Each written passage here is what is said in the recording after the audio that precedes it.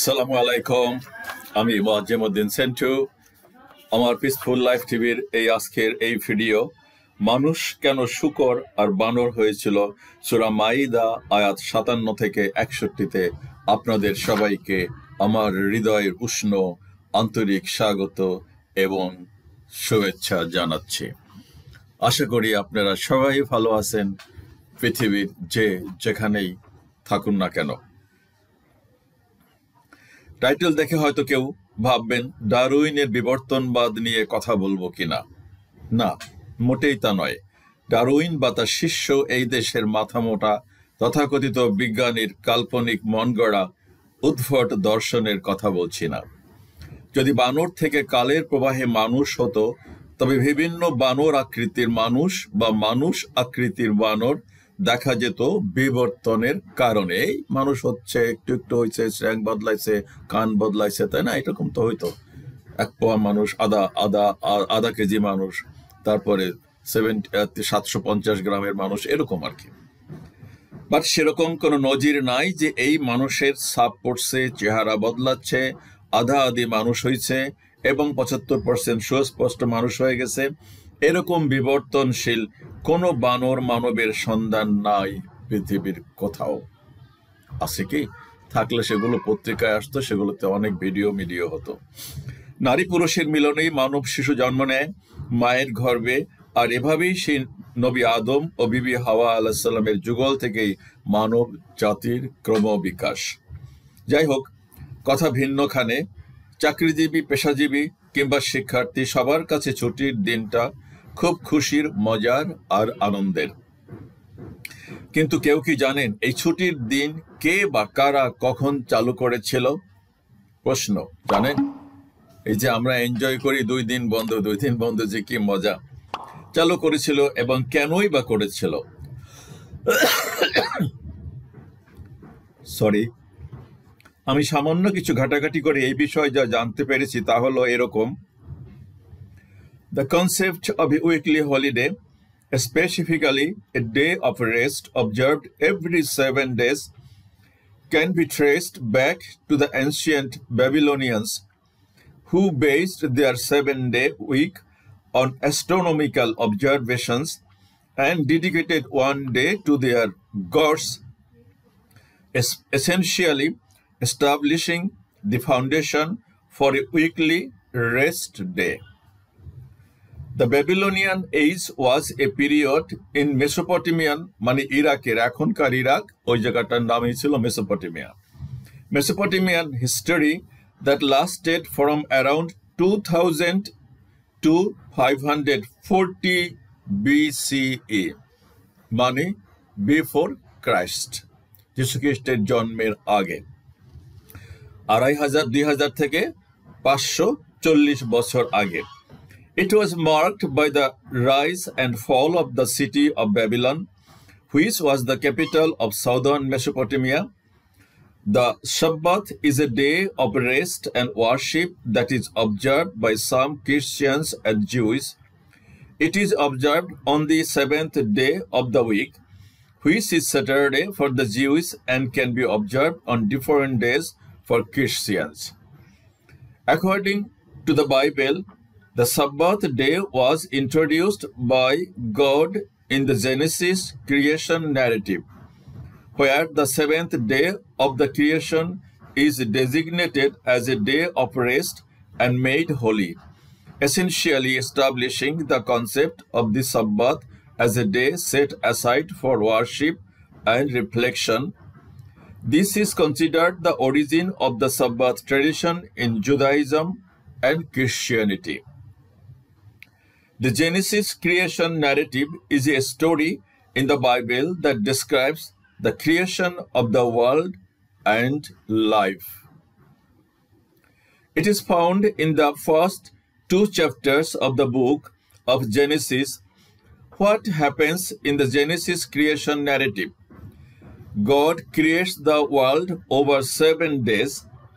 God creates light on the first day, sky on the second day, earth, seas, and plants on the third day, sun, moon, and stars on the 4th day, birds and sea creatures on the 5th day, land animals and humans on the 6th day.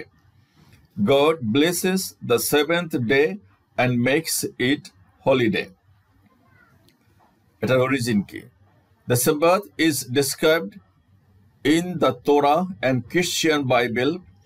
It is said that God rested on the 7th day after creating the world. মহাবিশ্ব সৃষ্টি করে উনি সপ্তম দিনে উনি rest নিয়েছিলেন, 6 দিনে সৃষ্টি করছেন। The word Sabbath comes from the Hebrew word Shabbat, which means rest. Judaism, the Sabbath is observed from Friday evening to Saturday evening. It is a festive day when the Jews spend time with family and contemplate or observe the spiritual aspects of life. এবার দেখা যাক মুসলমানদের জুমার দিন মানে শুক্রবার কিভাবে চালু হয়েছিল। জুমা ইসলামের অপরিসীম গুরুত্বপূর্ণ ইবাদত। জুমার অর্থ হলো একত্র হওয়া, সংঘবদ্ধ হওয়া। যেহেতু এই দিনে মানুষ একত্র হয়, তাই এই দিনকে জুমার দিন বলা হয়। কোরআনেও সে কথাটি উঠে এসেছে, ইরশাদ হয়েছে, হে মুমিনগণ, জুমার দিনে যখন নামাজের আজান দেওয়া হয় তখন তোমরা আল্লাহর স্মরণে দ্রুত মসজিদের দিকে ধাবিত হও আর বেচাকেনা বন্ধ করো, এটা তোমাদের জন্য উত্তম যদি তোমরা বুঝতে পারো। সূরা জুমা আয়াত 9। প্রথম হিজরি মানে 623 সাল থেকে প্রিয় নবী সাল্লাল্লাহু আলাইহি ওয়াসাল্লাম পবিত্র নগরী মক্কা থেকে হিজরত করে মদিনার কুবায় গিয়ে অবস্থান করেন। সেখান থেকে জুমার দিন মদিনায় যাওয়ার পথে বনি সালেম গোত্রের উপত্যকায় পৌঁছলে জোহরের সময় হয়ে যায়। তিনি সেখানে জুমা আদায় করেন। ইসলামের ইতিহাসে এটাই ছিল প্রথম জুম্মা। তবে হিজরতের পর জুমার নামাজ ফরজ হওয়ার আগে বিশ্বনবী মুহাম্মদ সাল্লাল্লাহু আলাইহি ওয়াসাল্লামের নবুয়তের 12তম বর্ষে মদিনায় নাকি-উল খাজিমাতে 2 রাকাত জুমা পড়ার প্রমাণ পাওয়া যায়। সেখানে হযরত আসাদ বিন জুররাহ রাদিয়াল্লাহু আনহু এর ইমামতিতে শুক্রবার সে নামাজ অনুষ্ঠিত হয়, আর সেটি ছিল নফল নামাজ। এ প্রসঙ্গে মুহাম্মদ ইবনে সিরিন থেকে বর্ণিত আছে, রাসূল সাল্লাল্লাহু আলাইহি ওয়াসাল্লাম মদিনায় আগমনের পর এবং জুম্মার নামাজ ফরজ হওয়ার আগে একবার মদিনার আনসারগণ একত্র হয়ে আলোচনা করলেন যে ইহুদিদের জন্য সপ্তাহে একটা দিন নির্দিষ্ট আছে যেদিন তারা সবাই একত্র হয়, আর নাসারাদেরও সপ্তাহে সবার একত্র হওয়ার জন্য একটি দিন নির্ধারিত আছে। সুতরাং আমাদের জন্য সপ্তাহে একটা দিন নির্দিষ্ট হওয়া প্রয়োজন যেদিন আমরা সবাই সমবেত হয়ে আল্লাহকে স্মরণ করব, নামাজ আদায় করব। খুব স্বাভাবিক, পাশাপাশি 2টা সম্প্রদায় তারা এটা করে, তো আমাদেরও তো একটা দিন দরকার এরকম করব। অতঃপর তারা আলোচনা কালে বলেন শনিবার ইহুদিদের আর রবিবার নাসারাদের জন্য নির্ধারিত। অবশেষে তারা ইয়াউমুল আরুবা মানে শুক্রবারকে গ্রহণ করলেন এবং তারাই একদিনকে জুমার দিন নামকরণ করলেন। যাই হোক, এরপরে 1938 সালে আমেরিকা সপ্তাহে 40 ঘন্টা কাজের আর 2 দিন ছুটি নির্ধারণ করে, বাট বিশ্ব শ্রম সংস্থা 1919 সালে সিদ্ধান্ত নেয় সপ্তাহে 48 ঘন্টা কাজ এবং 1 দিন ছুটির দিন। আমেরিকায় 2 দিন আর আইএলও নির্ধারণ করে যে না, 40 দিন 6 দিন 48 ঘন্টা কাজ, 1 দিন ছুটি। সপ্তাহে 48 ঘন্টা কাজ, 1 দিন ছুটির। বর্তমানে বহু দেশে 2 দিন ছুটির, আবার অনেক দেশে 1 দিন ছুটি আছে। আমাদের দেশেও আমার তো 2 দিন ছুটি ছিল, কি যে মজা, বাচ্চাদের নিয়ে হাট বাজার করা যেত। খুবই স্বাভাবিক, যারা চাকরি করেন আপনারা বা চাকরি করবেন তাদের 2 দিন ছুটি। বাংলাদেশেও এখন 2 দিন ছুটি, প্রাইভেটে যদিও 1 দিন। এটা আলাদা মজা আছে, এটা খুশির দিন, পরিবারকে সময় দেওয়া যায়, বাচ্চা কাচ্চা, বউ, মা, বাবা যারাই থাকে না কেন। So it's a good day, holiday, অত্যন্ত মজা। যারা চাকরি করেন, যারা ব্যবসা বাণিজ্য করেন বুঝতেই পারতেছেন, আমাদের তো এখন সবসময় হলিডে। যাই হোক, দেশে 1 দিন ছুটি। মুসলিম দেশগুলোতে শুক্র শনি, আবার অন্য সব দেশে শনি রবি 2 দিন ছুটি। মোট কথা সপ্তাহে 1-2 দিন ছুটি মাস্ট। এটা একটা যার সাথে সুদূর অতীতকালের ইতিহাস জড়িত। এই ছুটি যেমন ধর্মীয় ঠিক তেমনি পারিবারিক সামাজিক জীবনেও অনেক গুরুত্বপূর্ণ, কিন্তু পরিহাস হলো সামাজিক কিছু নিকৃষ্ট মানুষ থাকে যারা কোনো নিয়ম নীতি মানতে চায় না। এটা একটা নিয়ম সৃষ্টিকর্তাই বেঁধে দিয়েছেন। ওই যে এতক্ষণ রেফারেন্স দিলাম যে তোমরা 6 দিন বা 5 দিন কাজ করো আর 2 দিন রেস্ট করো, সৃষ্টিকর্তাও সৃষ্টি করতে গিয়ে রেস্ট করেছেন। কিন্তু কিছু মানুষ আছে, আমি স্বচক্ষে দেখছি, আমি কসম কেটে বলতেছি, এমনও মালিক আছে শিল্প কারখানার, তারা চায় 30 দিন শ্রমিকরা 24 ঘন্টা কাজ করুক, না খেয়ে না দে, বেতন ছাড়া। দে আর লাইক দ্যাট। আমি সাক্ষী দিচ্ছি, এমন মানুষও আছে এই বাংলাদেশে এবং সারা পৃথিবীতে আছে, মানতে চায় না। আর এই অসভ্য বর্বর মানুষেরা যেমন কোনো সমাজ, জনপদ বা রাষ্ট্রেরও দুশ্মন, ঠিক তেমনি সৃষ্টিকর্তারও দুশ্মন। কিভাবে আসছে এই সূরা, কেন মানুষ শূকর আর বানর হয়েছিল, কিভাবে এরা সৃষ্টিকর্তার দুশ্মনে পরিণত হয়েছিল সেই সুদূর অতীতে, এবং কি পরিণতি হয়েছিল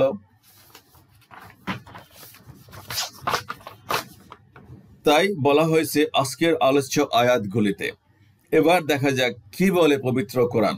শুরু করছি পরম দয়ালু ও নিরতিশয় করুণার আধার মহান আল্লাহর নামে। সূরা মাইদার আয়াত 57 থেকে 61 এর আলোচনা। 57। হে ঈমানদারগণ, তোমাদের পূর্বে যাদেরকে কিতাব দেওয়া হয়েছিল তাদের মধ্য থেকে যারা তোমাদের বিশ্বাসকে নিয়ে হাসি তামাশা ও উপহাস করে, তাদেরকে এবং কাফিরদেরকে বন্ধু রূপে গ্রহণ করো না। আপনি কার সাথে মিশবেন, কে আপনার বন্ধু হবে, কে আপনার শুভকামী হবে, এটাও তারই একটা বহিঃপ্রকাশ, কার সাথে মানুষ মিশতে হবে। আচ্ছা, আর তোমরা আল্লাহকে ভয় করো যদি একনিষ্ঠ বিশ্বাসী হও। আয়াত নম্বর 58। তোমরা যখন নামাজের জন্য মানুষদেরকে আজানের মাধ্যমে আহ্বান জানাও, তখন তারা তার প্রতি উপহাস করে, বিধর্মীরা। এটা তাদের জ্ঞানের দন্যতার প্রকাশ। আমি তো অন্যের ধর্ম নিয়ে উপহাস করতে পারি না, করা উচিত না। খুব মাইল্ডলি আল্লাহ তাআলা বলছেন, এটা তাদের জ্ঞানের দন্যতার প্রকাশ। আয়াত নাম্বার 59। তুমি বলো, মানে নবীকে বলতেছেন আল্লাহ, তুমি বলো, ওহে কিতাবদারী সম্প্রদায়, মানে ইহুদি নাসারা, তাদেরকে কিতাব দেওয়া হয়েছিল, ইনজিল, তাওরাত। তোমরা কি এ কারণে আমাদের প্রতি বিদ্বেষ পোষণ করো যে আমরা আল্লাহর প্রতি এবং আমাদের আর তোমাদের উপর নাজিলকৃত কিতাবের প্রতি ঈমান এনেছি? আমাদের এবং তোমাদের এবং তাদের, মানে ইহুদি খ্রিস্টান দুই সম্প্রদায়ের প্রতি আমরা যদি মুসা আলাইহিস সালামকে সম্মান না করি, আলাইহিস সালাম না বলি, ঈসা আলাইহিস সালাম না বলি, তাহলে আমার ঈমানের সমস্যা। বলতে হবে, মুসলমানরা ডিজনার করতে পারে না। সে বলতেছে, আমরা তো আমাদের নবীর উপর কিতাবের উপর ঈমান এনেছি, তোমাদের কিতাবের উপর ঈমান এনেছি, তোমাদের নবীর উপরও এনেছি, এই জন্য কি তোমরা আমাদের সাথে উপহাস করো? আল্লাহর প্রতি এবং আমাদের আর তোমাদের উপর নাজিলকৃত কিতাবের প্রতি ঈমান এনেছি। তোমাদের অধিকাংশই তো হচ্ছে ফাসিক আর পথভ্রষ্ট।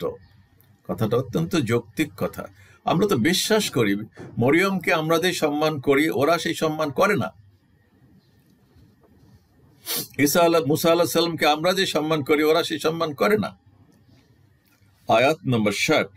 তুমি ওইসব ফাসিক লোকদেরকে বলো, নবীকে বলতেছেন আল্লাহ, আমি কি তোমাদেরকে সেই সব লানত প্রাপ্ত মানুষ যাদের উপর আল্লাহ ক্রোধান্বিত হয়েছিলেন এবং কতককে বানর ও শূকরে পরিণত করেছিলেন, তাদের থেকেও মন্দ ভাগ্য বরণের কথা শোনাবো? একটা থ্রেট। তোমরা যে উপহাস করো, কিন্তু আল্লাহ মানুষদেরকে বানর এবং শূকরে পরিণত করেছিল, তাদের এই পরিণতি হয়েছিল। আমি কি তার চাইতেও খারাপ পরিণতির কথা বলবো তোমাদেরকে? তারাই তাগুতের ইবাদতকারী কিংবা পথভ্রষ্ট বা বিপদগামী এবং সরল পথ হতে বহু দূরে ছিটকে পড়া। আয়াত নাম্বার 61। আর যখন তারা, কারা? ওই আগের আয়াতের কথা, আগের আয়াতে ওরা তোমাদের নিকট আসে, তখন বলে আমরা ঈমান এনেছি, আমরা তো মুসলমান হয়েছি, তোমাদের ঈমান আনছি তোমাদের নবীর প্রতি। কিন্তু আসলে মিথ্যা কথা। আমরা ঈমান এনেছি, তবে বাস্তবতা হলো তারা অন্তরে কুফরি নিয়ে তোমাদের কাছে আসে এবং তা নিয়েই ফিরে যায়। আমি তো বহু দেখছি এরকম, আমার ওয়েলুসের সাথে এসে, বাট অ্যাকচুয়ালি ভিতরে ভিতরে পিন আছে, প্রতিহিংসা অত্যন্ত জঘন্য। I hate them by my heart, তা নিয়েই ফিরে যায়। আর আল্লাহ সে সম্পর্কে পূর্ণরূপে জ্ঞাত যা তারা গোপন করে। আমি তো বুঝতে পারি যে মনের ভিতরে তো আছে শয়তানি, আর আল্লাহ তো আমার চেতে কোটি কোটি গুণে বেশি দূরদর্শী, জানে সবকিছু। আমার সুপ্রিয় দর্শক শ্রোতা, উপরের সবগুলি আয়াতের অর্থ অতি সরল সোজা বলি আমার বিশ্বাস সবার কাছে বোধগম্য। আমি 60 নম্বর আয়াতে বানর ও শূকরে পরিণত করার বিষয় নিয়ে কিছু কথা বলতে চাই। লক্ষ্য করুন, আমরা আমাদের গোটা জীবন অন্তত আমাদের চারিপাশ কিংবা সৌরজগৎকে একটি নিয়ম শৃঙ্খলার মধ্যে অবস্থান করতেই দেখি। সূর্য ওঠে, অস্ত যায়, চাঁদ ওঠে, জোয়ার আসে। চাঁদ সূর্যের উদয়, অস্ত, জোয়ার ভাটা, ঋতু পরিক্রমা, বাতাসের বয়ে চলা কিংবা মেঘ বৃষ্টির তেমন কোনো বিশৃঙ্খল আচরণ পরিলক্ষিত হয় না। যৎসামান্য যা ঘটে সেটাও মানুষের কর্মকাণ্ডের জন্যই ঘটে বলে বিজ্ঞান জানাচ্ছে, যে সিজন চেঞ্জ, শীত পড়ে না, ইত্যাদি ইত্যাদি। বোঝাতে চাই এটাই যে এই পৃথিবী কিংবা মহাবিশ্ব যিনি সৃষ্টি করেছেন তিনি সবকিছুকে নিয়ম শৃঙ্খলার বন্ধনে আবদ্ধ করে দিয়েছেন বলেই যৌক্তিকভাবে বলা যায়। আমরা আমাদের পরিবারে, সমাজে, শিক্ষা প্রতিষ্ঠানে, অফিস আদালতে কিংবা রাষ্ট্রে বহু বিধিবিধান নিয়ম শৃঙ্খলার ভিতর দিয়ে চলতে হয়, নাকি? আমি যা ইচ্ছা তাই করতে পারি না, কেউ করতে পারে না। দেশে আইন আছে, নিয়ম আছে, কানুন আছে, ভদ্রতা, নম্রতা, সামাজিক শিষ্টাচার আছে। চলি, নিয়ম কিংবা বিধিবিধান ভঙ্গ করার জন্য শাস্তি, জেল, জরিমানা, এমনকি মৃত্যুদণ্ড হতে পারে। আমি কাউকে খুন করে ফেললে নির্ঘাত মৃত্যুদণ্ড। এসবই পরাবাস্তবতা। উদাহরণ তো সবার সামনেই আছে। নিয়ম নীতির তোয়াক্কা না করে ইচ্ছা মতো মানুষের উপর জুলুম নির্যাতন চালালে পরিণতি কি হয় তারও উদাহরণ আছে না? দেখতে পাচ্ছেন না? দেখেন নাই? হ্যাঁ, আচ্ছা। শুরুতেই ছুটির দিনের ইতিবৃত্ত তুলে ধরা হয়েছে। 1 বা 2 দিন যাই হোক, সপ্তাহের ছুটির দিনে পরিবার পরিজন নিয়ে মনের আনন্দে কিছুটা সময় কাটানো খুবই জরুরি এবং এর ব্যক্তিগত, পারিবারিক, সামাজিক বেনিফিট ও অফুরান। সেই নিয়মটুকু সেই আদিকালে একদল মানুষ অতি ছল চাতুরি করে কিংবা দৃষ্টতার সাথে অমান্য করার কারণে সৃষ্টিকর্তা তাদের চেহারাকে বিকৃত করে বানর শূকরে পরিণত করেছিলেন বলেই পবিত্র কোরআনে উল্লেখ করা হয়েছে। দেখা যাক কি বলা হয়েছে উক্ত আয়াতের ব্যাখ্যা বিশ্লেষণে। তবে উক্ত আয়াতের পাশাপাশি কোরআনের আরো কিছু আয়াতের কথা আমাদের অবগত হওয়া বাঞ্ছনীয়। যেমন, আর তোমাদের মধ্যে যারা শনিবারের বিধান লঙ্ঘন করেছিল তাদের বিষয় অবশ্যই তোমরা জানো। আমি তাদেরকে বলেছিলাম তোমরা নিকৃষ্ট বানরে পরিণত হও। সূরা বাকারা আয়াত 65। তাদেরকে জিজ্ঞেস করো সমুদ্র উপকূলের সেই জনবসতি সম্পর্কে যারা শনিবারের বিধান লঙ্ঘন করেছিল। শনিবার মাছ শিকার নিষিদ্ধ থাকলেও সেগুলি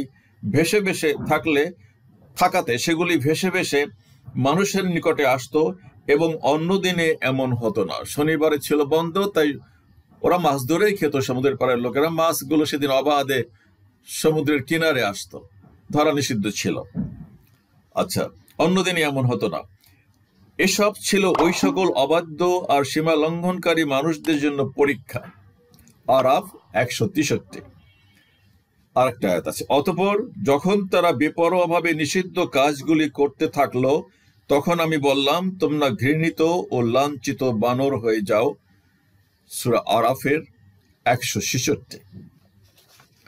উপরে উল্লিখিত কোরআনের আয়াতগুলোতে বলা হয়েছে নির্দেশ অমান্য করার জন্য আল্লাহ অতীতে মানুষদেরকে বানর ও শূকরে পরিণত করে শাস্তি দিয়েছিলেন।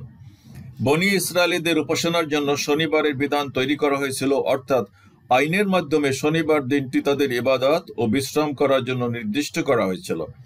এমনকি এদিনে তারা পার্থিব কোনো কাজ করবে না, এ মর্মেও নির্দেশ দেওয়া হয়। কিন্তু পরীক্ষায় তারা টিকে থাকতে পারল না। লোক তাদের ঘিরে ধরল, কারণ আল্লাহর ইচ্ছায় শনিবারেই প্রচুর মাছ সাগরের কিনারে ভেসে বেড়াতো। এলাকার অবাধ্য মানুষেরা ভেসে ওঠা মাছগুলোকে সাগরের কিনারে খালের মতো কেটে তাতে আটকে রাখত। মানে সাগর থেকে জলার মতন কেটে, মাছ তো সরল সোজা, মানুষ পানি পায় যেখানে পায়, ঢুকে যেত, যান বন্ধ করে দিয়ে আটকায় রাখত। চালাক, আল্লাহর হুকুমের বরখেলাপ। তাতে আটকে রাখত এবং পরের দিন ধরে খেত। তাদের এই কুটকৌশল ও অবাধ্যতার ফলে আল্লাহর গজবে বানর ও শূকরে পরিণত হয়েছিল। আল্লাহর আইন অমান্য করার জন্য মানুষের এই চেহারার বিকৃতি সমগ্র মানব জাতির জন্য একটা হুঁশিয়ারি এবং শিক্ষণীয় বিষয়। আমি বিনয়ের সাথে বলবো, উচ্ছৃঙ্খল জীবনে কোনো লাভ নাই। আমি বহু দেখছি, আমি বহু বলছি ভিডিওতে, যে 3-4 জন আমার গায়ে জুতা ছুঁড়ে মারলো, স্বাধীনতার পর্যায়ে দেখি নাই, সব খতম। এরকম আরো বহু ঘটনা আছে আমার স্কুল জীবনে, কলেজ জীবনে, ইউনিভার্সিটিতে। তাফসীর হতে আরো জানা যায়, যেসব লোক মাছ ধরতে নিষেধ করত, মানে যারা সৎ ও ধর্মভীরু ছিলেন, তারা অবাধ্যদের সাথে যাবতীয় সম্পর্ক ছিন্ন করে পৃথক বাসস্থানে বসবাস করত। মানে না, অসভ্য। আমিও তো সেটাই করবো। আমার দরকার কি এর সাথে? মিলে না, বনে না, জাস্ট কাট আপ, গো। তোমার রাস্তা তুমি দেখো, আমার রাস্তা 60,000 মাইল দূরে থাকো। আমি তো বাচ্চাদেরকে বলছি 60,000, পৃথিবীর দূরত্ব নেই 60,000 মাইল, বাট আমি উদাহরণের চলে বলি 60,000 মাইল দূরে থাকো। এগুলোর মুখ দেখতে চাই না। আপনারাও তাই করবেন, আমার বিনীত অনুরোধ। I am commanding you. বসবাস করত। একদিন সৎ ব্যক্তিরা অবাধ্যদের বস্তিতে অস্বাভাবিক নীরবতা লক্ষ্য করলেন এবং সেখানে পৌঁছে দেখতে পেলেন যে যুবকরা বানরে এবং বৃদ্ধরা শূকরে পরিণত হয়ে গেছে। এই বিকৃত আকৃতির বানররা নিজ নিজ আত্মীয় স্বজনদের চিনত এবং তাদের কাছে এসে কান্নাকাটি করত। পরিচিত আত্মীয় স্বজনরাই তো। কয়েকজন সাহাবী একবার রাসূল সাল্লাল্লাহু আলাইহি ওয়াসাল্লামের কাছে জিজ্ঞেস করলেন, আমাদের যুগের বানর ও শূকরগুলো কি রূপান্তরিত সেই ইহুদি সম্প্রদায়? তিনি বললেন, আল্লাহ যখন কোনো সম্প্রদায়ের উপর আকৃতি রূপান্তরের আযাব নাজিল করেন, তখন তারা ভূপৃষ্ঠ হতে বিলুপ্ত হয়ে যায়। তিনি আরো বলেন, বানর ও শূকর পৃথিবীতে আগেও যেমন ছিল, ভবিষ্যতও থাকবে। এদের সাথে রূপান্তরিত বানর ও শূকরদের কোনো সম্পর্ক নাই। তো ওই সম্প্রদায়ের জন্য ওই সময় তাদেরকে চেহারা বিকৃত ছিল এবং তারা তো মারাই গেছে অল্প দিনের মধ্যে। ঘটনাটি কোথায় ঘটেছিল তার সুনির্দিষ্ট তথ্য পবিত্র কোরআনে বর্ণিত নাই, তবে এতটুকু বলা হয়েছে, ঘটনা সাগর উপকূলের এবং সেখানকার বাসিন্দারা মাছ শিকার করে জীবিকা নির্বাহ করত। মুফাসসিরগণ যারা কোরআনের ব্যাখ্যা করেন, তারা মনে করেন জায়গাটির নাম আয়লা। লোহিত সাগরের তীরেই এটির অবস্থান।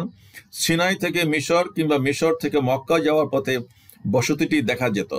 ঘটনাটি ঘটে মুসা এবং দাউদ আলাইহিস সালামের যুগের মাঝামাঝি সময়। কোরআনের বর্ণনাশৈলী থেকে এই মতের পক্ষেই প্রমাণ মেলে।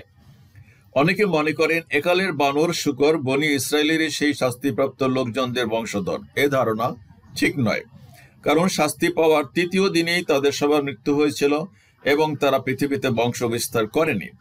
যে কোনো সমাজে সৎ কাজের আদেশ দেওয়া এবং অসৎ কাজে নিষেধ করা অত্যন্ত গুরুত্বপূর্ণ দায়িত্ব সবার, প্রত্যেকের। Each and everybody. বাবা এটা করো না, শোনা এটা করো না, এটা করা ঠিক হবে না, আমরা বলি অনেক সময়, শোনে না, সেগুলোই বলে, সেগুলোই বিপদগামী, ডিরেল, অসভ্য, ইতর। কোনো ভালাই হবে না, কোনো ভালো হবে না। অসভ্য যারা, উচ্ছৃঙ্খল ছেলে মেয়ে, সেটা যারাই হোক না কেন, গজব তাকে একদিন না একদিন পাকড়াও করবেই। তার দৃষ্টান্ত তো দেশেই আছে।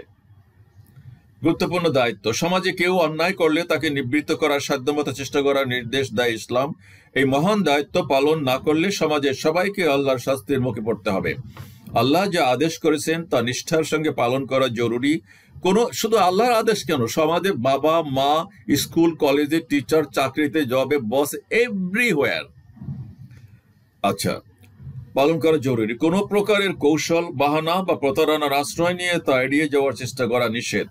মহানবী সাল্লাল্লাহু আলাইহি ওয়াসাল্লাম বলেছেন, অবিশ্বাসীরা যে গুনাহগুলো করেছিল তোমরা তা করবে না, এতে তোমরা তাদের মতো হারাম বিষয়ে কৌশল করে হালাল করে ফেলবে। বিকৃতির শাস্তি আল্লাহ বিকৃতির মাধ্যমেই দেন। তারা মহান আল্লাহর বিধান বিকৃত করেছিল, আল্লাহ তাদের আকৃতি বিকৃত করে বানর বানিয়ে দেন। আল্লাহ কোনো বিধান আবশ্যক করে দিলে সেই বিধানের কারণ না খুঁজে তা পালন করাই বান্দার প্রধান কর্তব্য। কেন দিচ্ছেন এটা জিজ্ঞেস করা দরকার নাই, you have to obey that comment. স্বাভাবিক, আপনি সিনিয়র অফিসার আর্মিতে, যদি কমেন্ট দিচ্ছে কোথায় যেতে হবে এখানে, ইউ গো দেয়ার। কেন যাব এই প্রশ্ন করার কোনো স্কোপ নাই। No, you cannot ask. প্রকাশ্য জনসমাবেশে ধূমপান নিষেধ। এর কারণ খোঁজা ধূমপায়ীদের কাজ নয়, বরং আদেশ মানাই তার দায়িত্ব। বললাম তো, আর্মিতে বলতেছি তুমি আগুনে ঝাঁপ দাও, এখন দিতে হবে তোমাকে। You cannot ask the question. You commanding অফিসারকে প্রশ্ন করা যাবে না যে কেন আমি ঝাঁপ দিব। না মানলেই সমস্যা। শেষ করার আগে বিনয়ের সাথে অনুরোধ করছি, আপনি নতুন হলে দয়া করে আমাদের চ্যানেলটি সাবস্ক্রাইব করে আমাদের সাথে থেকে এগিয়ে যাবার প্রেরণা জুগিয়ে ধন্য করবেন। দেখা হবে পরবর্তী ভিডিওতে ইনশাআল্লাহ। সে পর্যন্ত আল্লাহ হাফিজ, আসসালামু আলাইকুম, ভালো থাকবেন সবাই।